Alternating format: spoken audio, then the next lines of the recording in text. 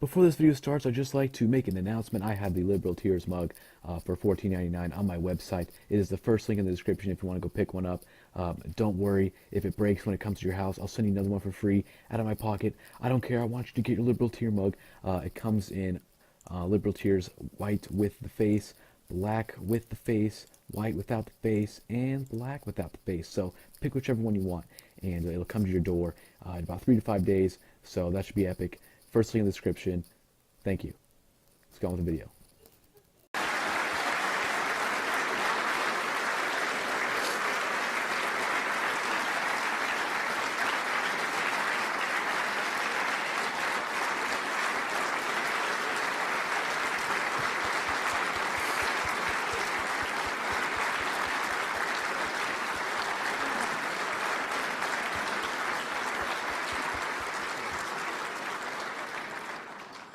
We have time for a few questions. Please raise your hand and we'll come to you.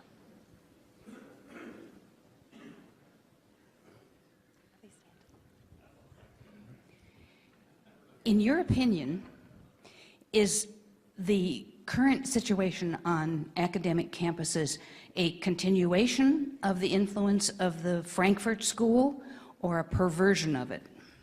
A continuation. I mean, the Frankfurt School, for people who don't know anything about Frankfurt School philosophy, is a group of philosophers in the 1920s in Germany who were expatriates. They moved to the United States and basically infiltrated American universities with an ideology that suggested, they realized, the Frankfurt School, they realized that Marxism, when Karl Marx wrote Das Kapital, what he was trying to do was describe how he thought society was going to work. It was actually descriptive, not necessarily proscriptive. It was, here's what's going to happen.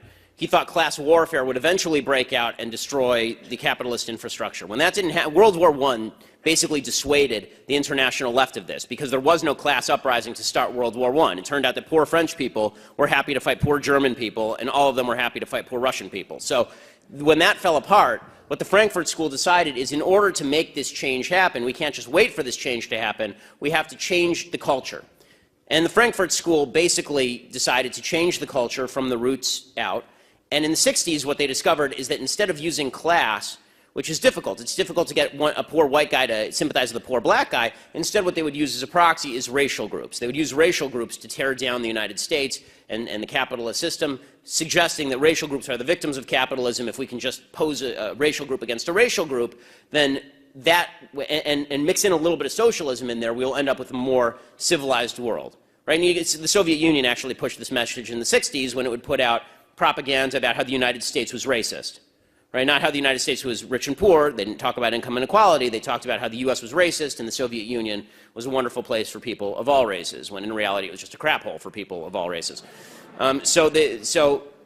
Yes, the Frankfurt School, which was led by people like Herbert Marcuse, it was very influential. I don't believe the full-scale conspiracy theory that everybody was taken over by them, but I think that influential thinkers do have influence beyond just the people who read their books. I mean, there's a wave that moves out.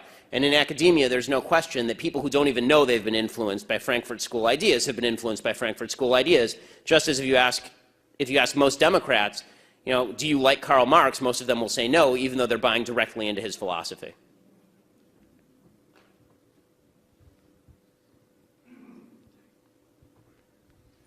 I have a question about the alumni of the, say, Ivy, or any goofy schools. Why don't the alumni pinch these schools off? Here is Brown University, for one example, is starting a fund drive for $2 billion. What kind of good are they going to do with that? It's because they've got a bunch of roughnecks and ingrates down there raising hell, and more $2 billion to do some more of that. Thank you very much. So the question is basically why alumni don't do anything. There are a couple of reasons why alumni don't do anything. The first is that alumni really don't pay that much attention to what's going on at their schools. They sort of see the name on the paper and they say, I went there, it was fun, I enjoyed it, I want to see it continue to succeed. They sign a check. That's really how most alumni deal with it. I know, my wife used to do phone banking for UCLA. This is how you got people to give, right? You call them up, you say, you remember how great your experience was at UCLA? We're still doing that for thousands of kids, give us some money. That's how most alumni actually give. The second reason is that there is a bit of self-interest attached to alumni giving in certain industries, meaning I went to Harvard Law School. Harvard Law School is, depending on who you look at, either the first or second best law school in the nation, right? It's Harvard and Yale, and they always battle it out. If I'm somebody who went to Harvard Law School, then I would prefer that for the next 30-odd years, when I plop down that credential, people say, ooh, right? If Harvard were to drop in the college rankings, in the law school rankings, down to 20, it's not nearly as impressive that I went there. So there's a bit of self-interest attached to the continuing prominence of your school, and so people tend to give for that reason as well. In other words, the real question, and this is a question more broadly, is why people why people let other interests trump ideology, and that's one that, and philosophy of life, and that's, you know, that is the difficulty of American politics and politics in general, is getting people to understand that their own personal self-interest is not necessarily served by the short-term gains to be made if they're undermining the long-term foundations upon which success is based.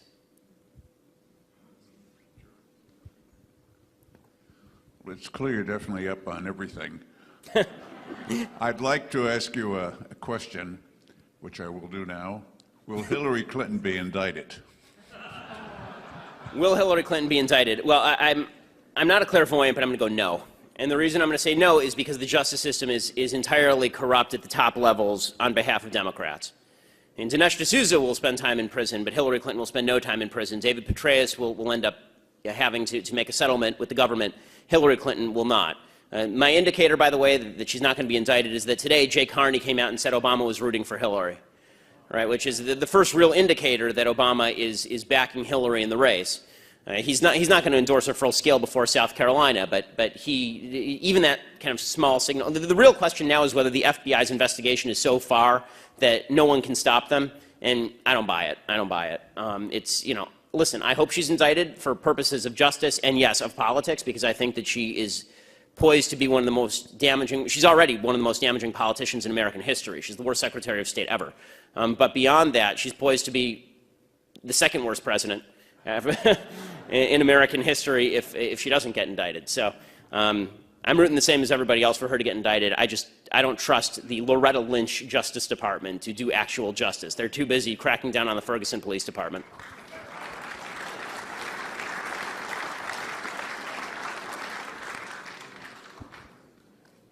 Hi.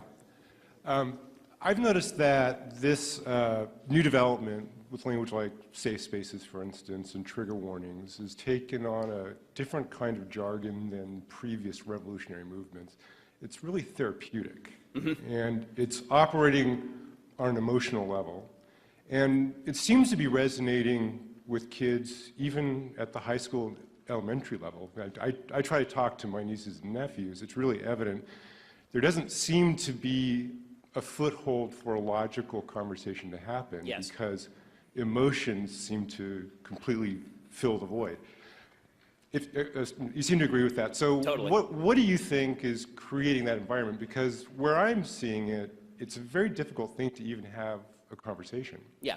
I mean, what's creating the environment of feelings is basically that we're the most prosperous nation in the history of humanity.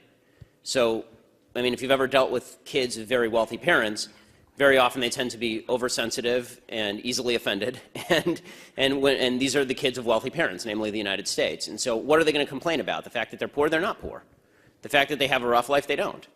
So what exactly is going to be their world-beating change? And there's nothing more empowering to these kids than saying the change that you seek is about you, right? It's not even about the society at large. It's about you. Because your feelings are now our gauge of success or failure as a society. I mean, that's a pretty empowering message.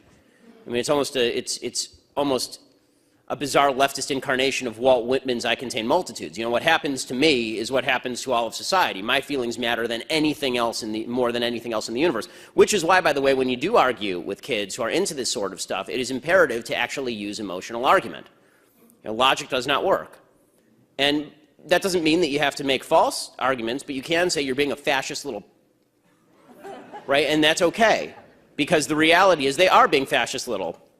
And so that's okay. And the reason that is because what they're really doing, what the left now does, is they make emotionally based arguments about your character. You're a bad person, right? The safe space argument, the microaggression argument, isn't that you're even saying something untrue. It's that you are a bad human being. And the only way to defeat you're a bad human being in an argument is to say, no, actually, you're a bad human being for suggesting that I'm a bad human being without evidence. Only a jerk does that. Right? And then once we get beyond the character arguments, then we can argue about logic. But if it's going to be character arguments all the way to the well, then there's no way to beat a character argument with a logical argument. Mitt Romney discovered this in 2012. Right? You cannot make a logical argument and win people over while your opponent is saying that you kill people of cancer.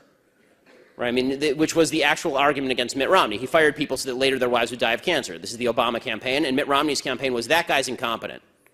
Okay, that's not, so who are you going to vote for? The guy who kills people of cancer with his magic Wall Street powers, or the guy who's mildly incompetent, right? So character arguments do matter, and this is why I encourage conservatives to see the world as it is, not as we wish it to be. Logical arguments are not going to defeat the safe space microaggression mentality. The only thing that defeats that is showing these kids that what they are doing is actually immoral. It's not just ineffective, it's not just counterproductive, it's immoral. It is immoral to call the police if someone hurts your feelings. It makes you a bad human being if you call the police because somebody hurt your feelings. It makes you a fascist thug who wants to use a gun against someone. And when you speak to them like that, at least you can embarrass them enough for just a moment that maybe there's a gap.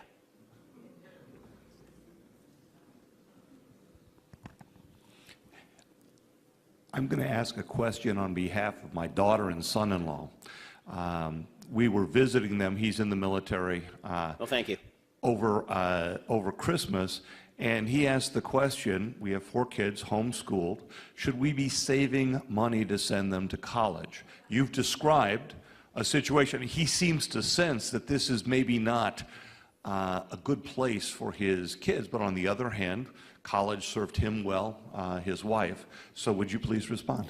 So you have to gauge your own kids. I think it's a different, listen, I went to UCLA, I went to Harvard Law. There are no 2 more liberal institutions, leftists. I don't like the word liberal, they're not liberals, they're leftists. There are no 2 more leftist institutions on the planet than UCLA and Harvard Law School. I came out a stronger conservative because I used everything that I was learning as a starter. It wasn't the end point, right? It was, okay, you want me to read John Rawls? Okay, well now I'm going to go and I'm going to read Frederick Hayek, right? I'm going to read various perspectives on the same issue so that I know how to counter the argument.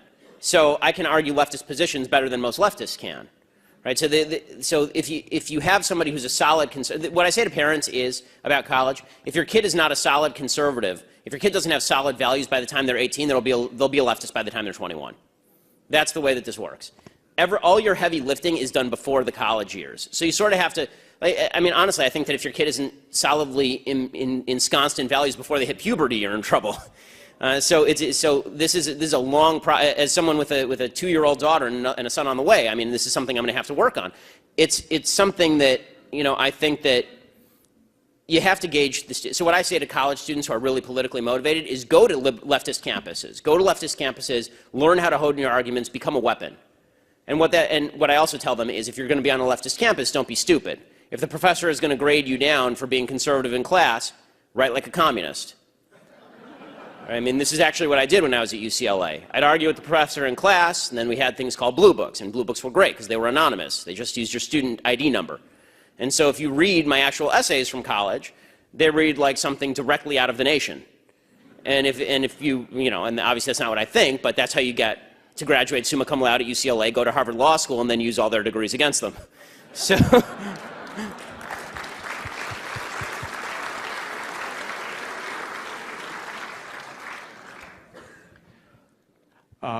One of the things that you mentioned in your speech was that sooner or later they're going to have to come out of college and live with the reality of life and making a living and doing these types of things.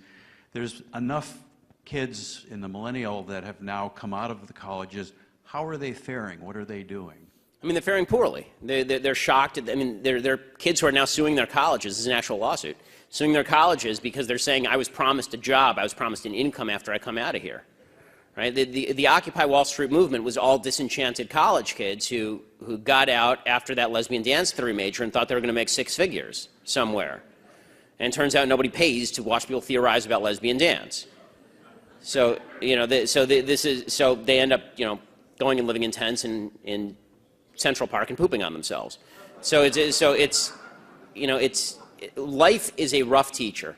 What the left has tried to do is extend kind of the period of adolescence indefinitely, right? So now you're 26 and you're on your parents' health care, Okay, by age 26, I'd been married for a couple of years, and I was 2 years away from having a kid, and I already had 2 degrees and 4 published books. It turns, and by the way, that's actually, I'm not even a success story if you go back 50 years, right? 50 years by the age of 26, you were supposed to be fully ensconced in your job. You're supposed to have like 3 kids by that point. What we've done is prolonged adolescence indefinitely. And so what Obama's goal is, what the left's goal is, what Bernie Sanders, Hillary, they have the same goal. And the same goal is to extend college out. Right? College is not a place that's kind of a break from reality. College is the new reality. So we have to make all of human life like college. And this is what they think Europe is, which is why Europe is Europe is going to collapse. And it's being invaded by foreign forces, and the barbarians are at the gates. And Europe is going to fall apart, and it is falling apart. So we can play this game, but it's not going to end well. And the problem is that because the education is so poor, instead of reacting against their teachers at college who told them everything was going to be hunky-dory, instead of having the kind of all quiet on the Western Front moment, where the former student goes back to his classroom after World War I, he's in the middle of World War I, he goes back and he yells at his professor and he says, "You're telling all these kids the wrong thing. You're telling them that war's awesome." Instead of them going back and yelling at their professors, they say, "No, it just shows my professor was right because society is unjust." Right? The lack of my $100,000 salary, that's because society is mean, and so we have to transform the society. And that's why young people, again, 40% back speech codes in American life. This is why I think the last poll was nearing or over 40% of young people are okay with socialism, like the actual socialism, because they don't know anything. They've been taught stupidity, and how they feel is all that matters. I mean, there's a video that's going around the internet getting all sorts of play about income inequality. Income inequality is the stupidest issue. Income inequality means nothing. Right? I mean, I have a lot of income inequality with Bill Gates, but I'm doing pretty well, and I don't care that Bill Gates is doing really well. The only thing we should all care about is that there are poor people. We should figure out how poor people can do better, not how to make Bill Gates less rich. But this video is going around and saying, here's a poll of what Americans think the wealth distribution should look like, and here is what the wealth distribution actually looks like. And I watched this video in bewilderment, and young people love it. And I watched this video in bewilderment saying, who told you that you get to tell the universe how wealth is distributed? Right? Who told you that you have a moral say as to how wealth is distributed? It's immoral, it's evil, it's wrong. You're going to have to steal people's labor from them. But people are not told this, and so they think that their own subjective vision of what reality should look like should govern what reality actually looks like, and it's only later, after 80 years of communist failure, that they realize, oh, and hundreds of millions of people dead, that they realize, oh, that was a bad idea. For like 10 years, and then they go right back to it. Could you please explain the unholy alliance between the left and the forces and the Muslim supremacists, considering that the premises and the principles of both of them are mutually incompatible?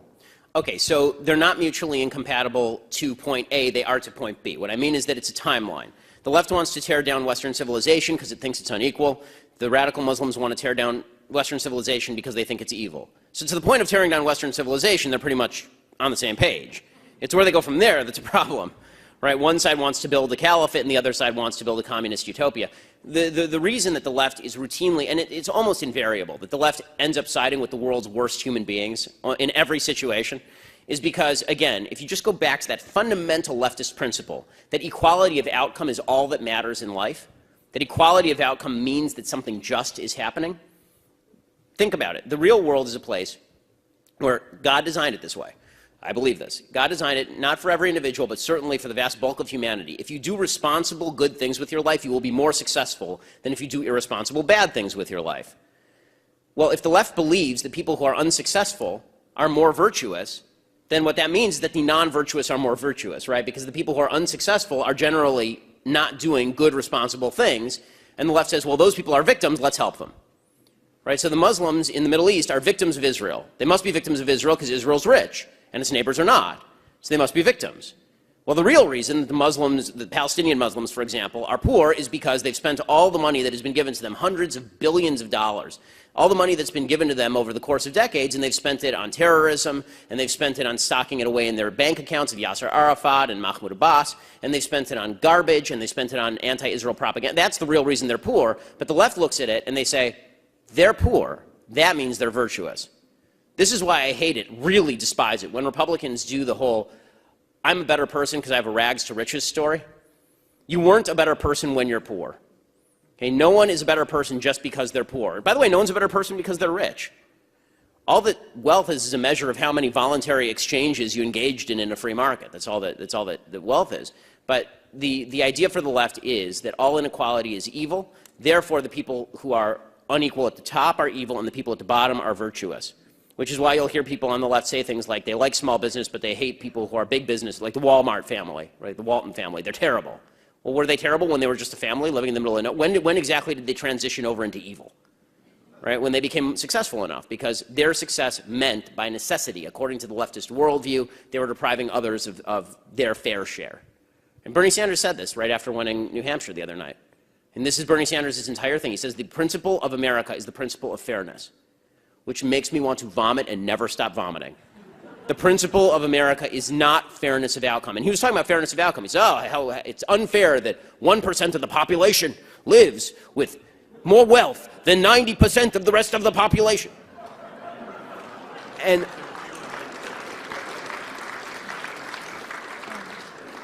well, maybe, or maybe it's not unfair, because it turns out that 1% of the population is hiring the other 90% of the population to actually provide their services and labor. We have time for one more question. Hi, Mr. Shapiro. I'm a community college teacher, and so I pay union dues to the CTA and the NEA, and as you can imagine, I'm not real happy about that. Don't let them get a hold of this tape. You're going to blur out his face. And no, I'm worried. Do you have any hope? I believe the Supreme Court recently heard oral arguments, Friedrichs versus CTA. Mm-hmm. Any hope that that might come out? Yeah.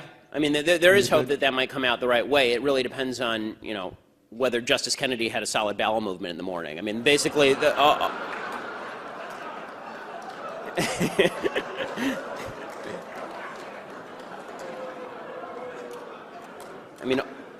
all Supreme Court arguments basically boil down to this vital question of whether he took his Metamucil.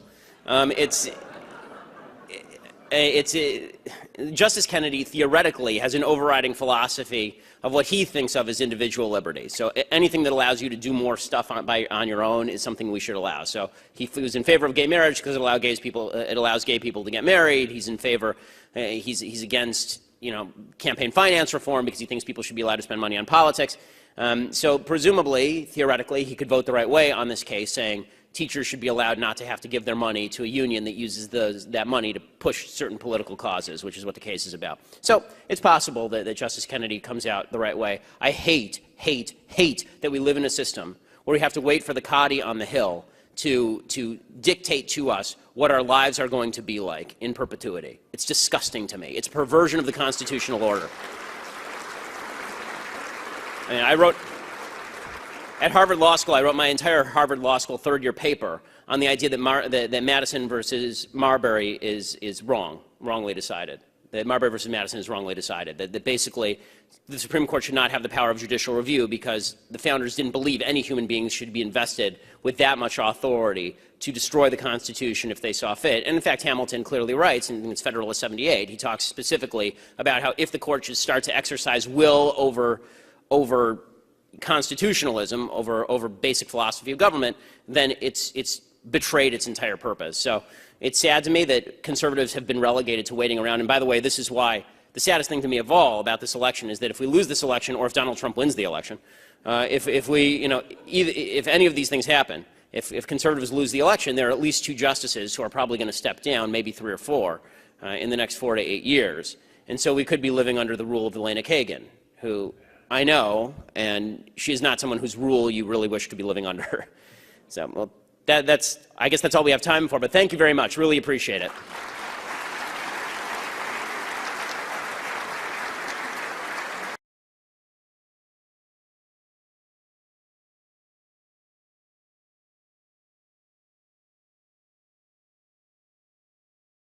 Oh, what's up? What are you doing here? I'm protesting Donald Trump. Okay. Why do you dislike Donald Trump? He's racist, sexist, homophobic, go down the list. Xenophobic. He's embodying kind of just every horrible aspect of this country's very dark history. I consider myself a very patriotic person, and I think Donald Trump is un-American, and he's anti-American at his core. If you're racist and sexist and against immigration, then you have no idea, you're clueless about what America's like, and I don't have time for that. I don't have patience for that. I'm not cool with it, and I'm saying something about it. So that's my spiel. Can you give people some specific examples of, people who are on the other side, people who like Trump, who are like, he's not racist, he's not sexist. Could you give them some examples to prove your point? Of stuff Trump has said? Stuff he said, stuff he's done, anything. The least of it that I could think of is what was the tweet with him with the taco bowl picture saying, I love the Hispanics or something like that, which is an incredibly insensitive thing to say and just completely tone deaf. The things he said about building a border wall, and making Mexico pay for it. His stance on it's not about following the law. His stance on illegal immigration, it's about keeping non-white people out of America, as far as I can tell from the rhetoric that he's using. I honestly don't listen that much to what Donald Trump says, and frankly, I just don't want to hear it half the time. But from what I do hear on the news and online, and from people who do, follow what he says, I'm not cool with it. I'm not happy with it. Who do you support? I personally support Bernie Sanders, but I will vote for whoever's the Democratic nominee. I'm not. So if Hillary gets it, you'll vote for Hillary? I would rather she didn't. I have my personal. I have my own reasons to dislike Hillary Clinton, but I'll take her over Trump. I'll take I'll take someone we know over someone who's clearly, frankly, evil and who's and he's not a politician. I asked my father, was this what it was like when Ronald Reagan was running for president in 1980, and he said no, because Ronald Reagan was actually a politician. Donald Trump he's a reality star. He's a billionaire who made all of his money either from inheritance or from flipping houses here in Jersey. Atlantic City is screwed partly because of him, and I'm not having what he's about here. So yeah, I'll take Hillary Clinton over that. I'd prefer Bernie Sanders, but this election so far has been kind of a circus. So I'm just hoping that it's not Trump. Yeah. So if Trump is racist for the rhetoric, sexist for his rhetoric, what about Hillary? What about Hillary covering up for Bill Clinton, abuse of women? What do you think about that? Oh yeah, no, that's pretty egregious on her part. I condemn that. I'm not cool with that. That's pretty blatant. I remember reading something about that, and that's pretty blatant. And I hope that comes back to get her, just on the basis that karma comes around. I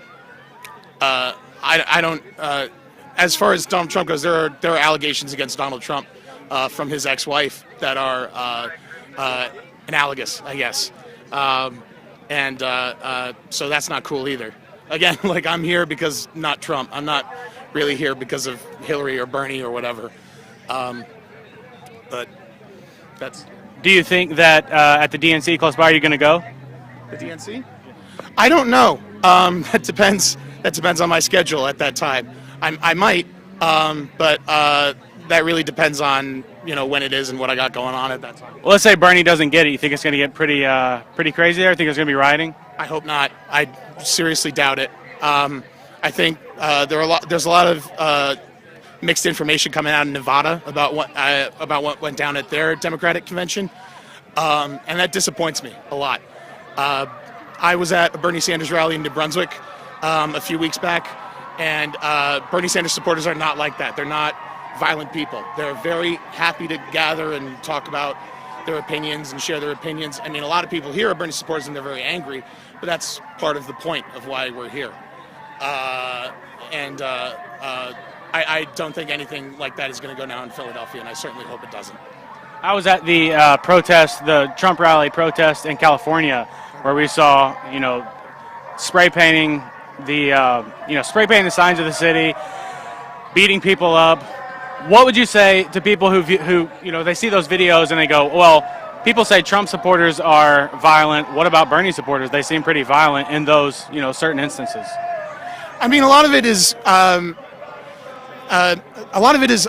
like social media today, and a lot of mass media today. It's very personalized in a way. You can pick and choose what sources you get your information from. So if you're a Bernie Sanders supporter, you can pick and choose the information that supports him. If you're a Donald Trump supporter, you can pick and choose the information that supports him. Same with Hillary. All I'm going to say is that I don't have a clear idea of what's going on as far as the violence with Bernie Sanders supporters and Trump supporters. The Trump supporters violence I have seen on news. I've seen footage of it, so I believe it's a real thing. The Bernie Sanders supporters violence, I haven't seen any footage from what I've experienced with Bernie Sanders supporters. I haven't seen any of that kind of violence, anything even resembling any kind of hateful rhetoric. There's a lot of anti-Hillary Clinton sentiment, but I don't think any of it is rooted in a hatred of her specifically so much as a political system that doesn't represent people. Like I said before, I'd probably vote for Hillary Clinton if she was the Democratic nominee, but that's because I don't really have another choice. If it's between her and Trump, then I'll take her. But I don't really want to have to pick. I don't want to have that choice to make. I'd like to vote for someone who I want to vote, not the lesser evil.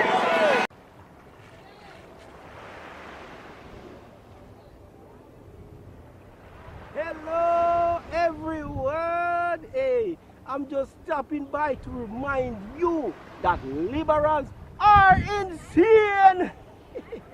Social justice warriors are becoming more violent and triggered than ever before.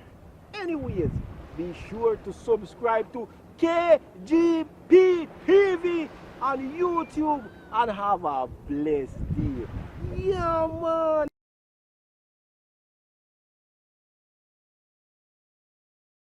Before this video starts, I'd just like to make an announcement. I have the Liberal Tears mug for $14.99 on my website. It is the first link in the description if you want to go pick one up. Don't worry if it breaks when it comes to your house. I'll send you another one for free out of my pocket. I don't care. I want you to get your Liberal Tear mug. It comes in Liberal Tears white with the face, black with the face, white without the face, and black without the face. So pick whichever one you want, and it'll come to your door in about 3 to 5 days. So that should be epic. First link in the description. Thank you. Let's go on with the video.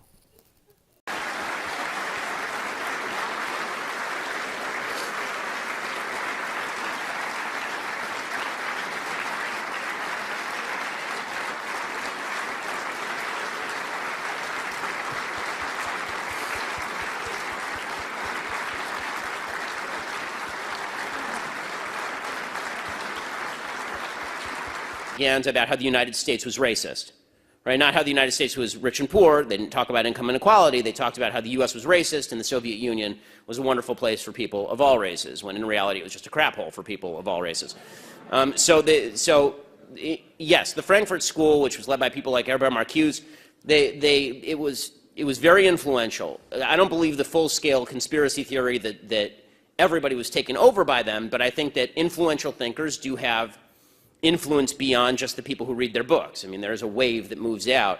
And in academia, there's no question that people who don't even know they've been influenced by Frankfurt School ideas have been influenced by Frankfurt School ideas. Just as if you ask most Democrats, do you like Karl Marx? Most of them will say no, even though they're buying directly into his philosophy.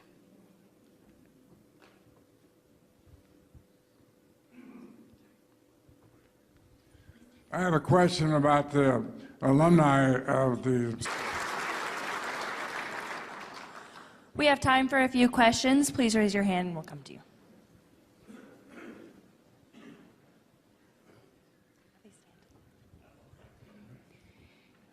In your opinion, is the current situation on academic campuses a continuation of the influence of the Frankfurt School or a perversion of it?